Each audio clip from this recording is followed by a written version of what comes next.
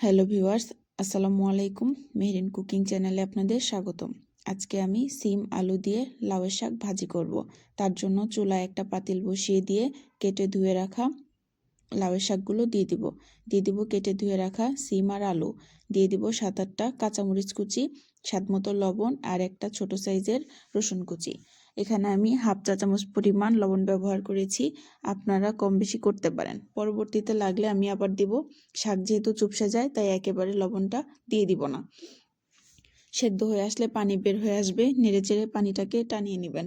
পানিটা ফেলে দিবেন না, এতে করে শাকের পুষ্টিগুণটা নষ্ট হয়ে যায়।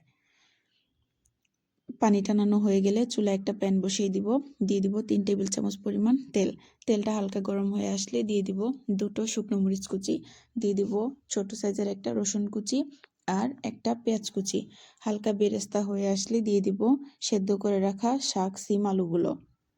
এবার ভালোভাবে নেড়েচেড়ে উল্টে পাল্টে ভেজে নামিয়ে নিব। এই শাকটা কিন্তু গরম গরম খেতে খুবই ভালো লাগে। চেষ্টা করবেন গরম ভাতের সাথে খাওয়ার জন্য। শীতের সবজি হিসেবে এটা খুবই ভালো। আমার ভিডিওটি যদি ভালো লেগে থাকে তাহলে লাইক, কমেন্ট, শেয়ার এবং সাবস্ক্রাইব করতে ভুলবেন না। আল্লাহ হাফেজ।